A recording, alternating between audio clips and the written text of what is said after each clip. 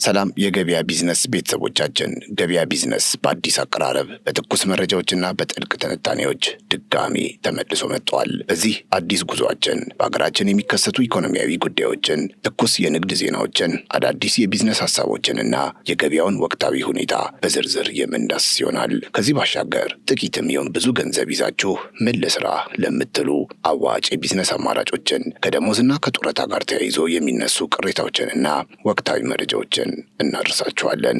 እንዲሁም በሕግ አለማወቅ ሳቢያ ሊታጡ የሚችሉ ጥቅማ ጥቅሞችንና መብቶቻችሁን በተመለከተ ጠቃሚ ግንዛቤዎችንም የምናጋራችሁ ይሆናል። ከዚህ በተጨማሪ እናንተ የገበያ ቢዝነስ ቤተሰቦቻችን ይበልጥ እንዲሰራላችሁ የምትፈልጉት ማንኛውም መረጃ፣ ትንታኔ ወይም እንዲቀርብ የምትፈልጉት ቅሬታ ካለ ከታች ባለው የኮሜንት መስጫ ላይ አሊያም በኢሜይል አድራሻችን ልትልኩልን ትችላላችሁ። ታዲያ ቻናላችንን ሰብስክራይብ በማድረግ ቤታችንን መቀላቀልና ይህን ቪዲዮ ላይክ ማድረግ እንዳይረሳ። ለዛሬ ወደ ያዝንላችሁ መረጃ እናልፋለን።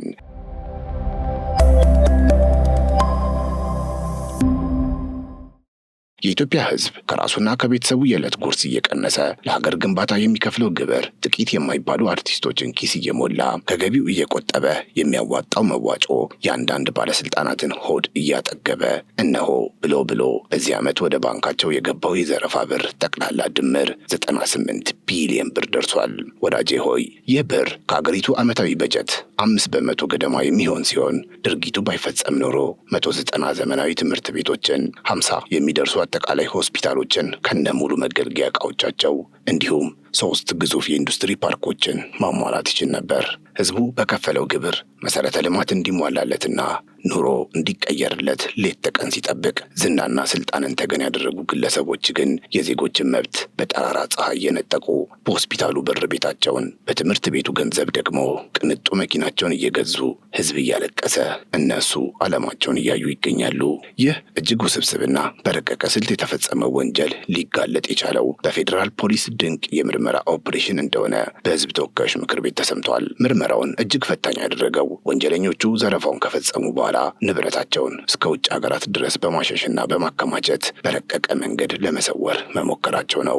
ታዲያ በዛሬው ዝግጅታችን ይህንን ጉድ አንድ በአንድ እናስደምጣቸዋለን። ዘረፋው በየትኞቹ ሴክተሮች ላይ ያተኮረ ነበር? ዘራፊዎቹ ሀብቱን ለመሰወር የተጠቀሙባቸው ስልቶች ምን ይመስላሉ? የሚሉትን ጥያቄዎች እንመልሳለን። በተጨማሪም ፌዴራል ፖሊስ ምርመራውን ለመስራት የሄደበትን ርቀት እንዲሁም የተዘረፈው ገንዘብ ምን ሊሰራ ይችል እንደነበረ በምሳሌ እናስረዳቸዋለን። በሌላ በኩል ደግሞ ከጠቅላይ ሚኒስትር አብይ አህመድ የተሰማ አንድ ትልቅ መረጃ አለ። ጠቅላይ ሚኒስትሩ በይፋ እንደገለጹት በቀጣይ ሳምንታት ውስጥ አዲስ ሕግ ይወጣል። ይህ ሕግ በዋናነት ከሀብት ክፍፍልና ከብድር አቅርቦት ጋር የተያያዘ ሲሆን ባንኮች ብድር እንዲያቀርቡ ሊያስገድድ የሚችል ሕግ እንደሆነ ፍንጭ ሰጥቷል። ይህም ማለት ባንኮች ካላቸው ካፒታል ውስጥ የተወሰነውን ፐርሰንት ለተወሰኑ ዘርፎች እንዲያበድሩ በሕግ ሊገደዱ ይችላሉ ማለት ነው። ለመሆኑ አዲሱ ሕግ ይወጣል የተባለው በምን አይነት መዋቅር ነው? ብድር ቅድሚያ ሊሰጣቸው የተዘጋጀውስ ለእነማን ነው? የሚሉትን ዝርዝር ነጥቦችና ጠቅላይ ሚኒስትሩ ስለ ሀገሪቱ የሀብት ክፍፍልና አዲስ የሀብት ፈጠራ አስፈላጊነት የሰጡትን ንግግር በሁለተኛው መረጃችን እናስደምጣችኋለን። አብራችሁ እንድትቆዩ እየጋበዝን ቻናላችንን ሰብስክራይብ፣ ይህን ቪዲዮ ላይክ እንድታደርጉ በአክብሮት እንጠይቃችኋለን። ካፍታ ቆይታ በኋላ ተመልሰን እንገናኝ።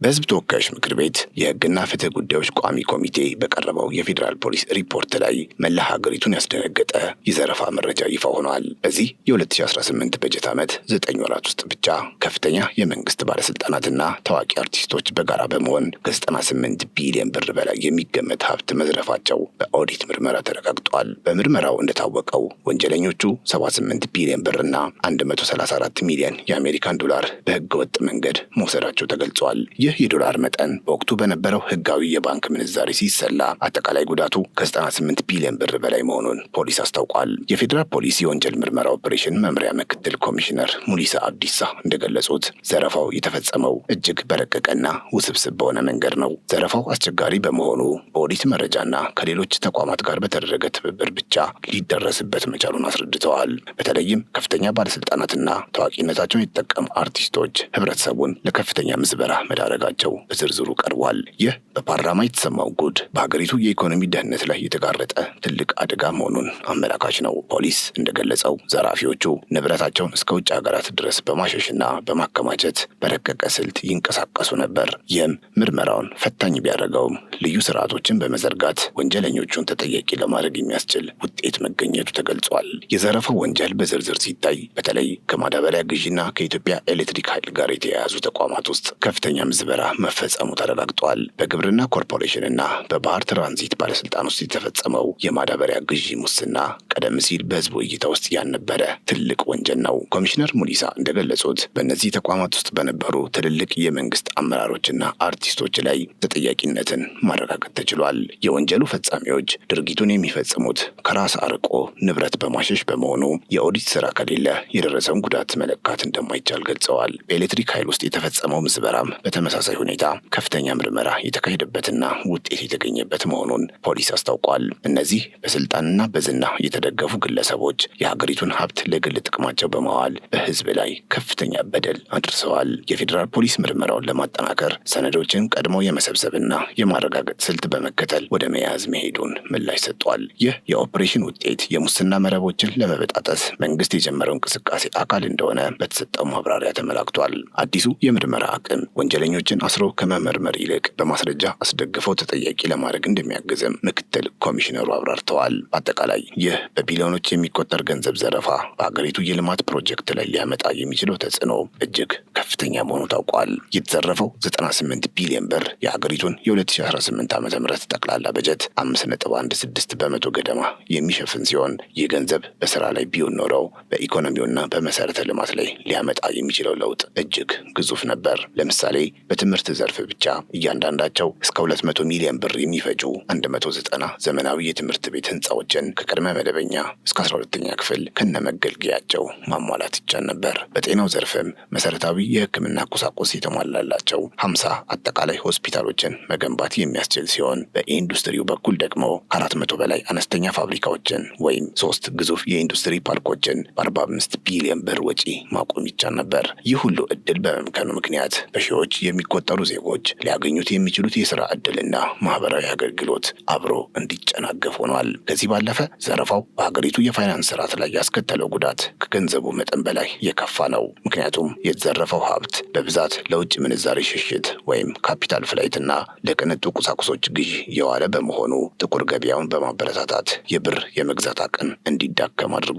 የሚዘረፈው ገንዘብ በቀጥታም ሆነ በተዘዋዋሪ ከዜጎች ግብርና የዕለት ጉርስ ጥሪት ላይ የሚቀነስ በመሆኑ ድርጊቱ ከፍተኛ የኑሮ ውድነትና ማህበራዊ ቀውስ አስከትሏል። በመሆኑም ሀገርና ዜጎች ፍትህን እየጠየቁ ሲሆን የሙስና ተዋናዮችና ረዳቶቻቸው ያለ ዋስትና መብት ለፍርድ ቀርበው የፍትህ ሂደቱ በግልጽ በመገናኛ ብዙሃን ሊተላለፍ ይገባል እየተባለ ይገኛል። ለዳኞችና ለጠበቆች የሙስና በር በማይከፍት መልኩ ምርመራው በማስረጃ ተደግፎ የማያዳግም ቅጣት ሊሰጥ እንደሚገባም ህዝቡ በከፍተኛ ደረጃ እየጠየቀ ይገኛል። ከዚህ ባሻገር የፋይናንስ ወንጀሎች በተለይም በሞባይል ባንኪንግ በኩል የሚፈጸሙ ዘረፋዎች በየቀኑ በህዝቡ ላይ እየደረሱ ያሉ በደሎች መሆናቸው ተሰምቷል። ኮሚሽነር ሙሊሳ አብዲሳ እንደገለጹት እነዚህን ወንጀሎች የሚፈጽሙ ሰዎች በቀላሉ ተፈልገው የማይገኙና ቋሚ አድራሻ የሌላቸው ናቸው። ይህም ምርመራውን ተጠርጣሪዎቹን በቁጥጥር ስር የመዋል ሂደቱን እጅግ አስቸጋሪና አድካሚ አድርጎታል ብለዋል። በሞባይል ባንኪንግ የሚፈጸመውን ስርቆት ለመከላከል የዜጎች የንቃት ደረጃ ማደግ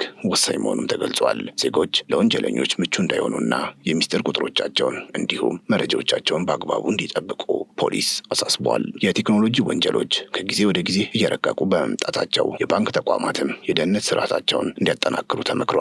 ፖሊስ እነዚህን ወንጀሎች ለመከታተል የሚያስችል የሳይበር ምርመራ አቅሙን እያሳደገ መሆኑን በሪፖርቱ ጠቁሟል። ህዝቡ በሞባይል ስልኩ በሚደርሰው የሐሰት መልእክትና ጥሪ እንዳይታለል ከፍተኛ ጥንቃቄ ማድረግ ይኖርበታል። በየቀኑ የሚመዘገቡት የፋይናንስ ወንጀሎች ቁጥር አሳሳቢ በመሆኑ የተቀናጀ የጸጥታና የባንክ ቁጥጥር አስፈላጊ ሆኗል። ፖሊስ ወንጀለኞቹን ተከታትሎ ለመያዝ የሚያስችሉ አዳዲስ የቴክኖሎጂ ግብዓቶችን ለማሟላት ጥረት እያደረገ መሆኑንም አስታውቋል። ይህ አይነቱ ወንጀል የሰዎችን ጥሪትና የሀገርን የፋይናንስ ፍሰት የሚጎዳ በመሆኑ ልዩ ትኩረት ተሰጥቶት እየተሰራበት እንደሚገኝ ተሰምቷል። በጥቅሉ ይህ የ98 ቢሊዮን ብር ዘረፋ ተራ ወንጀል ሳይሆን የሀገርን የኢኮኖሚ ደህንነትና የዜጎችን ተስፋ የቀጨ ግዙፍ ምዝበራ ነው። በከፍተኛ የመንግስት አመራሮችና በታዋቂ አርቲስቶች የተፈጸመው ይኸው ድርጊት በትምህርት፣ በጤና በጤናና በኢንዱስትሪው ዘርፍ ሊመጡ ይችሉ የነበሩ ግዙፍ እድሎችን ከማክሸፉም በላይ የኑሮ ውድነቱንና የጥቁር ገበያውን ጫና አባብሶታል። ፌዴራል ፖሊስ እጅግ ውስብስብ በሆነ መንገድ የተሰወረውን ይህንን ሀብት በማስረጃ ጭምር ደግፎ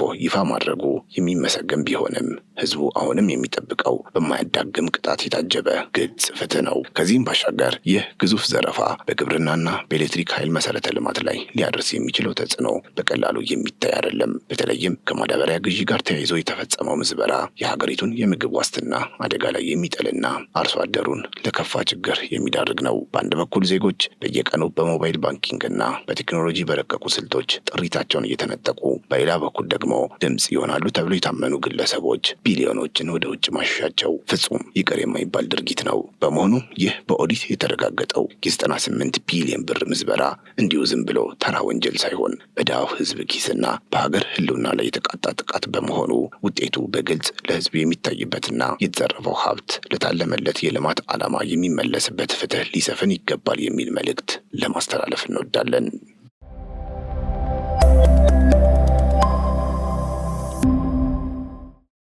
ወደ ቀጣዩ መረጃችን እናምራ።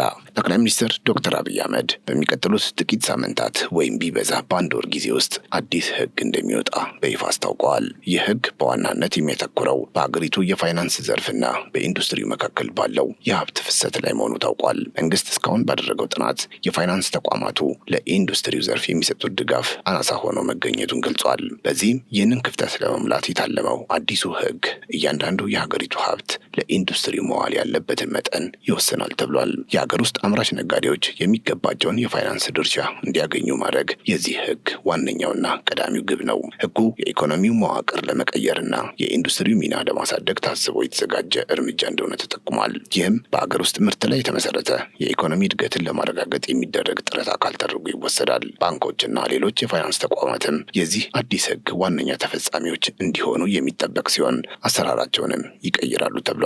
የመንግስትም ሆነ የግል የፋይናንስ ተቋማት የኢንዱስትሪው ዘርፍ ደጀን እንዲሆኑ የሚያስገድድ ድንጋጌ በውስጡ ይዟል። በአጭር ጊዜ ውስጥ ተግባራዊ የሚሆነው ይህ ህግ በኢኮኖሚው ላይ የሚያመጣው ለውጥ ምን እንደሚሆን በጊዜ ሂደት የሚታይ ይሆናል። ግን የጠቅላይ ሚኒስትሩ ማብራሪያ እንደሚያሳየው ኢንዱስትሪው ሊያገኝ የሚገባውን ድርሻ እንዳያገኝ ያደረጉት ሰው ሰራሽ ችግሮች ናቸው። እነዚህ ችግሮች በተለይ በፋይናንስ አቅርቦት ዙሪያ የታዩ መሆናቸውንና በአዲሱ ህግ አማካኝነት እንደሚቀረፉ አረጋግጠዋል። ህጉ እያንዳንዱ የኢትዮጵያ ሀብት ምን ያህል ፐርሰንት ወደ ኢንዱስትሪ መፍሰስ እንዳለበት በግልጽ ማስቀመጥ ይጀምራል። ይህ ማለት ባንኮች ካላቸው ካፒታል ውስጥ የተወሰነውን ለኢንዱስትሪው ዘርፍ ብቻ እንዲያበድሩ ሊገደዱ ይችላሉ ማለት ነው። ይህም በዘርፉ የታየውን የብድር አቅርቦት እጥረት በመቅረፍ የአምራቾችን የመስራት አቅም በከፍተኛ ደረጃ ያሳድገዋል ተብሏል። በተጨማሪም ህጉ የሀብት ክፍፍሉ ፍትሐዊ እንዲሆንና ሁሉም ሴክተሮች ሚዛናዊ በሆነ መንገድ እንዲያድጉ ይረዳል። ኢኮኖሚው በንግድና በኮንትሮባንድ ላይ ብቻ ከመንጠልጠል ወጥቶ ወደ ማምረት እንዲሸጋገር ያደርጋል ተብሏል። ህጉ ለአምራች ኢንዱስትሪው ትልቅ ብስራት መሆኑን የጠቀሱት ጠቅላይ ሚኒስትሩ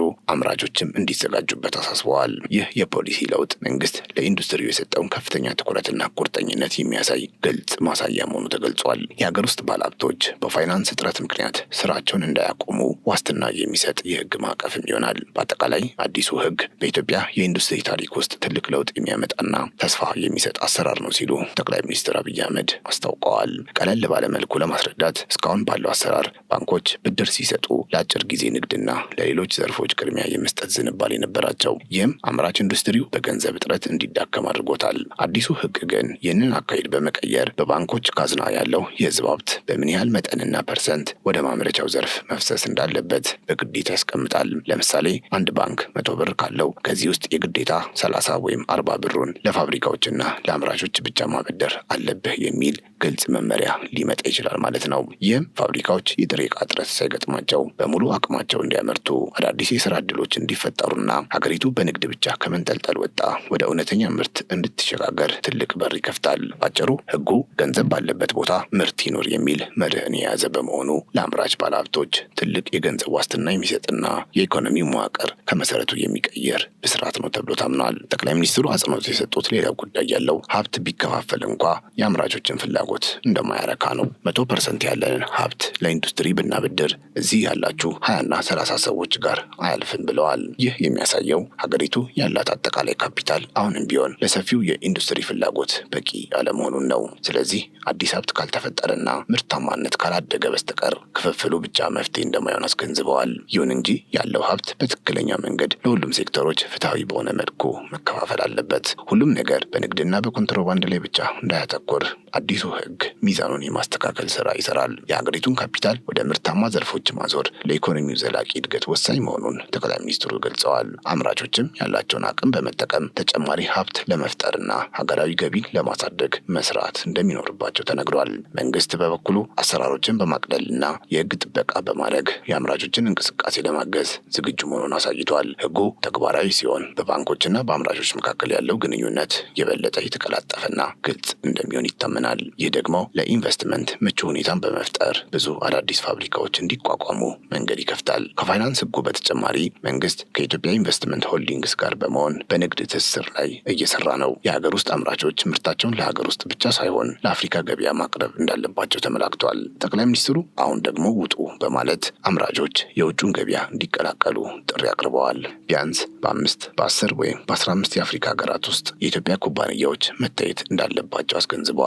ይህን ለማድረግ አምራቾች በግልም ሆነ በጋራ በመተባበር የውጩን ገበያ መሻማት እንዳለባቸው ተገልጿል። ኢትዮጵያ ሰፊ የገበያ እድል ያላት ሀገር ብትሆንም በአፍሪካ ደረጃ ያለውን ገበያ መጠቀም ግን አማራጭ የለውም። መንግስት አምራቾች በውጭ ሀገራት የንግድ ትስስር እንዲፈጥሩ የራሱን የቤት ስራ እንደሚሰራም ቃል ገብቷል። ይህም የሀገሪቱን የውጭ ምንዛሬ ግኝት ከማሳደጉም በላይ የኢትዮጵያን የኢንዱስትሪ ስም በዓለም አቀፍ ደረጃ ያሳድጋል ተብሏል። የንግድ ትስስሩ ከአምራችነት ጎን ለጎን ካልሄደ ኢንዱስትሪው የሚፈለገውን ያህል ስኬታማ ሊሆን እንደማይችል ታምኗል። ስለዚህ አዲሱ ህግና የመንግስት አቅጣጫ አምራቾችን ወደ ዓለም አቀፍ መድረክ ለማውጣት ያለሙ ናቸው።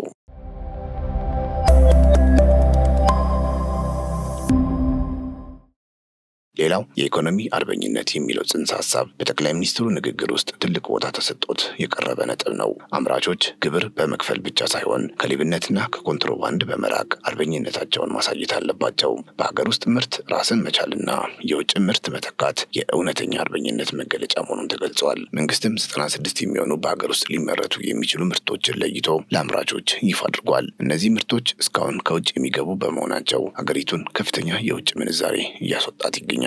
አምራቾች እነዚህ ምርቶች በሀገር ውስጥ ማምረት ቢጀምሩ ለሀገር ኢኮኖሚ ትልቅ እፎይታ እንደሚሆን ተነግሯል። በዚህም መረጃዎችን ከኢንቨስትመንት ኮሚሽንና ከኢንዱስትሪ ሚኒስቴር በመውሰድ አምራቾች ወደ ስራ መግባት እንዳለባቸው ተነግሯል። የኮንስትራክሽን ግብዓቶችን በሀገር ውስጥ ማምረት ሌላው ትኩረት የተሰጠውና በአርአያነት የተጠቀሰ ጉዳይ ነው። በተለይ የሴራሚክስ ምርትን በሀገር ውስጥ ለማምረት የተጀመሩ ፋብሪካዎች ትልቅ ተስፋ የሚሰጡ መሆናቸው ተገልጿል። ኢትዮጵያ ላለፉት ዓመታት ድንጋይና የህንፃ ግብዓቶችን ከውጭ በማስገባት ከፍተኛ ወጪ ስታወጣ መቆየቷ አግባብ እንዳልሆነ የተገለጸ ሲሆን በዚህም ከሴራሚክስ ባለፈ ፖርሴላን፣ ግራናይትና ማርብልን በሀገር ውስጥ ማምረት ትልቅ ግብ መሆን እንዳለበት ተነግሯል። ለእነዚህ ምርቶች የሚሆን በቂ ጥሬ ሀብት በሀገሪቱ ውስጥ እንዳለና አሁን የሚቀረው ማምረት ብቻ እንደሆነ ተገልጿል። አምራቾች ወደ እነዚህ ዘርፎች እንዲገቡና የሀገሪቱን የኮንስትራክሽን ፍላጎት በሀገር ውስጥ ምርት እንዲሸፍኑ ተመክረዋል። ይህም የውጭ ምንዛሬን ከመቆጠብ ባለፈ በዘርፉ ሰፊ የስራ ዕድል ለመፍጠር ከፍተኛ ጠቀሜታ ይኖረዋል።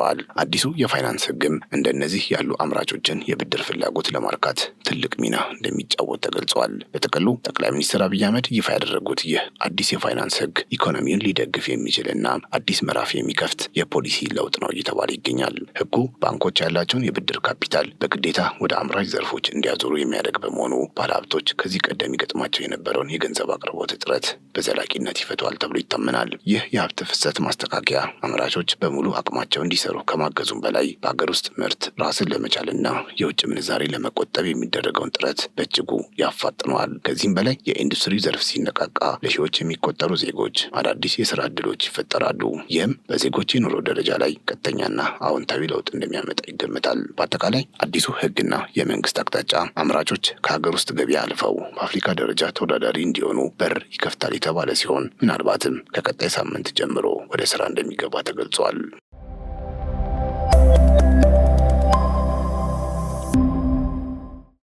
የተከበራችሁ የገበያ ቢዝነስ ቤተሰቦቻችን ለዛሬ ያዘጋጀላችሁ መረጃዎች እነዚህን ይመስሉ ነበር። አብራችሁን ስለነበራችሁ እጅግ እናመሰግናለን። ቻናላችንን ሰብስክራይብ፣ ይህን ቪዲዮ ላይክ ማድረግ እንዳይረሳ። በያላችሁበት ሰላም